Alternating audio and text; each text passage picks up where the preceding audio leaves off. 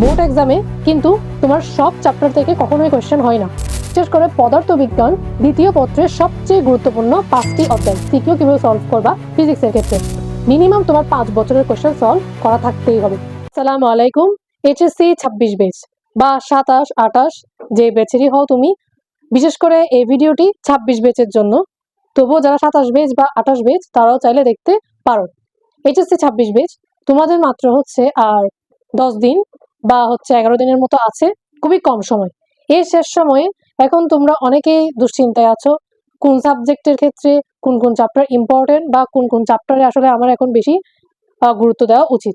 একটা জিনিস মাথায় রাখবা, বোর্ড এক্সামে কিন্তু তোমার সব চ্যাপ্টার থেকে কখনোই কোয়েশ্চেন হয় না।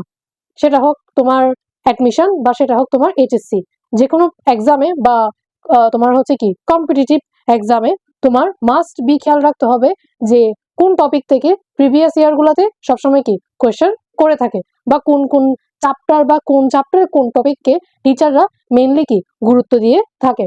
তো তোমার এই জিনিসটা যদি তুমি একটু অ্যানালাইসিস করে বুঝে ফেলতে পারো বা একটু নোট করে রাখতে পারো, তাহলে তোমার প্রিপারেশনটা আগের তুলনায় কি হবে, ইজিয়ার হবে। তো আমি আজকে দেখাবো বিশেষ করে পদার্থবিজ্ঞান দ্বিতীয় পত্রের সবচেয়ে গুরুত্বপূর্ণ 5টি অধ্যায়। যে 5টা অধ্যায় তুমি যদি বাদ দিয়ে এক্সাম হলে পরীক্ষা দিতে যাও তাহলে তোমার কি প্রিপারেশনটা খুবই খারাপ, অর্থাৎ তুমি একটা ভালো রেজাল্ট বের করে আনতে পারবা না পদার্থবিজ্ঞান দ্বিতীয় পত্রের ক্ষেত্রে। ধরো তুমি ওই 5টা ছাড়া আর বাকি অধ্যায়গুলো পড়ছো, তাহলে দেখা যাবে 80% কিন্তু সেই 5টা অধ্যায় থেকে আসবে যে 5টা অধ্যায় তুমি আসলে বাদ দিয়ে দিয়েছো। ঠিক আছে, তাহলে তোমার এখন সেই 5টা অধ্যায়গুলো কি কি আমরা দেখি। বিশেষ করে কিসের জন্য? সৃজনশীলের জন্য। তাপগতিবিদ্যা, স্থির তড়িৎ আর চলতড়িৎ, ভৌত আলোক বিজ্ঞান, আধুনিক পদার্থবিজ্ঞান। এই 5টা অধ্যায় তোমাকে মাস্ট কি দেখে যেতে হবে, কারণ এই 5টা অধ্যায় থেকে আমি গ্যারান্টি দিচ্ছি 5টা সিকিউ তুমি পাবাই। ঠিক আছে, তাপগতিবিদ্যা থেকে তো তুমি একটা পাবাই, তারপর হচ্ছে স্থির তড়িৎ থেকেও তুমি পাবা, চলতড়িৎ থেকেও একটা থাকবে, একদম সিরিয়ালি তুমি 3টাই পাবা। তুমি যখন তোমার কোয়েশ্চেন পেপার খুলবা, ঠিক আছে, পদার্থবিজ্ঞান দ্বিতীয় পত্রের, তখন তুমি সিরিয়ালি 3টা কোয়েশ্চেন দেখবা সিকিউর, যে 3টা হচ্ছে তোমার কি তাপগতিবিদ্যা, স্থির তড়িৎ আর চলতড়িৎ। ঠিক আছে, এরপর তোমার ভৌত আলোক বিজ্ঞান কোনোভাবেই মিস দেওয়া যাবে না, এছাড়া আধুনিক পদার্থবিজ্ঞান। এই 5টা অধ্যায় প্রিপারেশন নেওয়ার পর, 5টা অধ্যায় তোমার কমপ্লিট করার পর তুমি, তোমার যদি সময় থাকে তাহলে তুমি বাকি কয়েকটা অধ্যায়ের কি প্রস্তুতি নিতে পারো। যেমন অনেকেই বলতে পারো যে আপু 4 অধ্যায় আছে, তারপর হচ্ছে 5 মানে পঞ্চম অধ্যায়, তারপর হচ্ছে ষষ্ঠ অধ্যায়। ঠিক আছে, এছাড়া তোমার আমি নবম অধ্যায় দিনে, যেটার মধ্যে পরমাণু মডেল নিয়ে আলোচনা করা হয়েছে, তারপর হচ্ছে দশম অধ্যায়।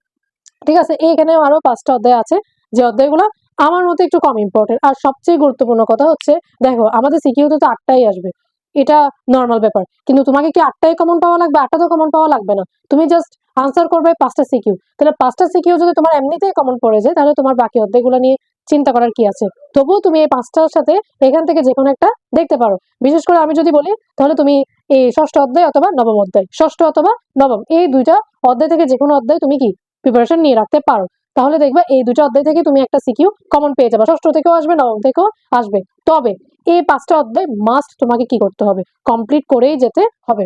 এরপর হচ্ছে আমি যদি বলি তোমার ক এবং খ এর জন্য, আমরা তো সিকিউতে শুধু গ আর ঘ করবো না, ক খ আছে। এখন তোমার সিকিউতে তো শুধু গ ঘ পারলে হচ্ছে না, ক খ পারা লাগবে। তো ক খ কি তোমার এই মানে এই চ্যাপ্টার কভার করলেই হবে না, এইসব চ্যাপ্টার কভার করলেই তোমার ক খ হবে না। কারণ দেখা যাবে ধরো তুমি গ এবং ঘ তাপ গতিবিদ্যা থেকে পাইছো, কিন্তু ক খ চলে আসছে তোমার অন্য আরেকটা চ্যাপ্টার থেকে। তো তোমাকে যদি এখন ফুল সিকিউতে, মানে যে সিকিউটা তুমি করছো বা যে সৃজনশীলটা তুমি করছো, সেখানে যদি তোমার 10-এ 10 পেতে হয়, তাহলে তোমার তো ক খ পারা লাগবে।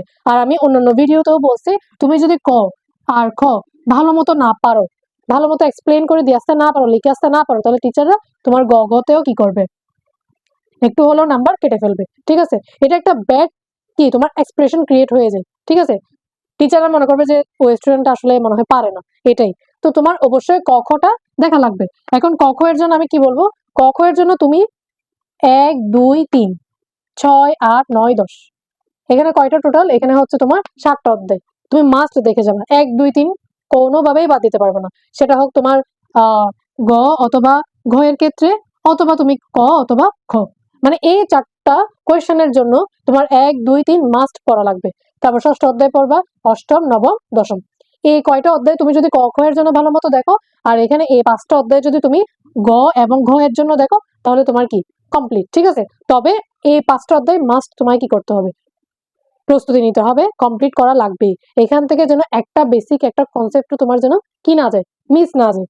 এখান থেকে যে কোনো রকম তোমার সিকিউ করক না কেন তুমি যেন পারো, এভাবে করে প্রিপারেশনটা নিয়ে রাখবে। এখন সিকিউ কিভাবে সলভ করবা ফিজিক্স এর ক্ষেত্রে, সিকিউ তুমি মূলত সলভ করবা হচ্ছে, এখন তোমার কাছে টেস্ট পেপার আছে, অনেকে টেস্ট পেপার প্রায় কমপ্লিট করে ফেলছে, অনেকে টেস্ট পেপার কমপ্লিট করো নাই। তাহলে তুমি যদি এখন টেস্ট পেপার কমপ্লিট করতে যাও তাহলে কি করবা, তুমি ফার্স্টে এই যে তোমার প্রিভিয়াস ইয়ারের কোয়েশ্চেন আছে, ঠিক আছে, প্রিভিয়াস ইয়ারের কোয়েশ্চেন কত থেকে তুমি 20 সাল থেকে 25 সালের মধ্যে যে কয়টা তুমি কি পাও কোয়েশ্চেন পাও সিকিউ, সবগুলো তুমি প্র্যাকটিস করবা।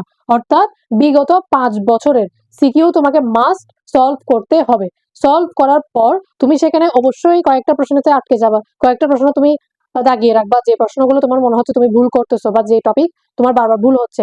তাহলে যে কোয়েশ্চেনগুলো তুমি দাগিয়ে রাখছো, হ্যাঁ, এভাবে গোল গোল গোল করে দাগিয়ে রাখছো বা তুমি টিক মার্ক দিয়ে রাখছো, সেই কোয়েশ্চেনগুলো এবার ভালো করে অ্যানালাইসিস করে দেখতে হবে যে ওই কোয়েশ্চেনগুলো কোন টপিক থেকে আসছিল।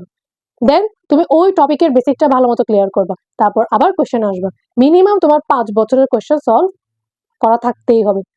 এন্ড তোমার ক আর খ এর ক্ষেত্রে কোনো বোর্ড বাদ দিবা না, শুধু 20 না, 16, তারপর 17, 18, 19 যত সালের পাও, যেই বলো যে ক খ এই 10টা পড়লে হবে, এই 20টা পড়লে হবে, টপ 50টা পড়লে হবে, টপ 40টা পড়লে হবে, কেউ নিশ্চয়তা তোমাকে দিতে পারবে না যে ক খ কমন পড়বে কিনা।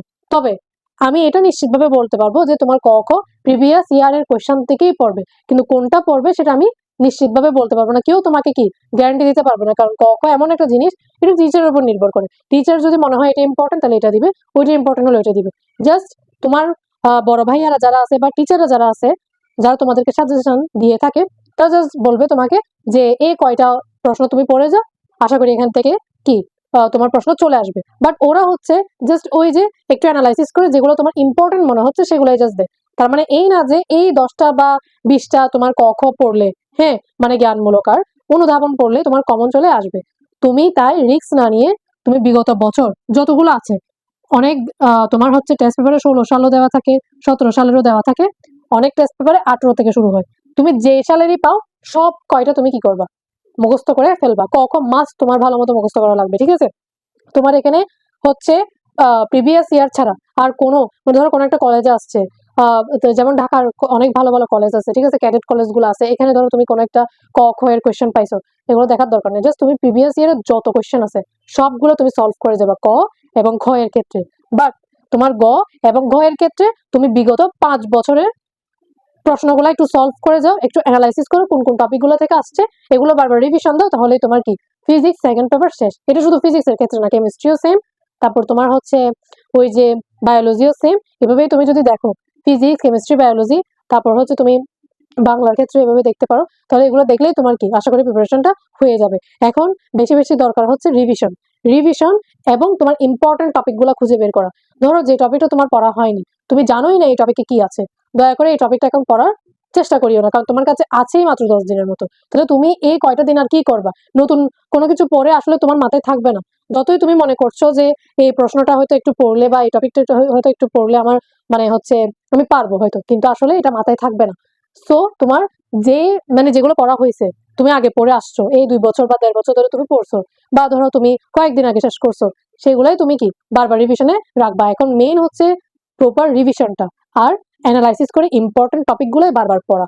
যত বেশি পড়বা এবং প্র্যাকটিস করবা, এছাড়া তুমি যদি এক্সাম দাও তাহলে এটা বেশি তোমার জন্য আরো বেশি কি হবে, উপকার হবে। তুমি এক্সাম দিবা বেশি বেশি, ধরো তুমি বিশেষ করে এমসিকিউর উপর এক্সাম দিতে পারো, অথবা মাঝে মাঝে তুমি একটা দুইটা সিকিউ টাইম ধরে সলভ করতে পারো। তাহলে এইভাবে যদি তুমি প্রিপারেশন নাও আর এই 5টা অধ্যায় যদি তুমি একটু ভালো মতো সলভ করো, হ্যাঁ, তোমার যদি কমপ্লিট হয়ে যায় তাহলে দেখা যাবে তোমার কি ফিজিক্সের দ্বিতীয় পত্রের যে প্রিপারেশনটা, হ্যাঁ, সেকেন্ড পেপারের এটা হয়ে যাবে, ঠিক আছে। তো নেক্সট কোন বিষয় নিয়ে, কোন চ্যাপ্টার নিয়ে বা কোন সাবজেক্ট নিয়ে আমি ভিডিও দেবো সেটা অবশ্যই কমেন্টে জানাবা। আমি চেষ্টা করবো ওই বিষয়টা নিয়ে দ্রুত তোমাদের কি ভিডিও আনতে, ঠিক আছে।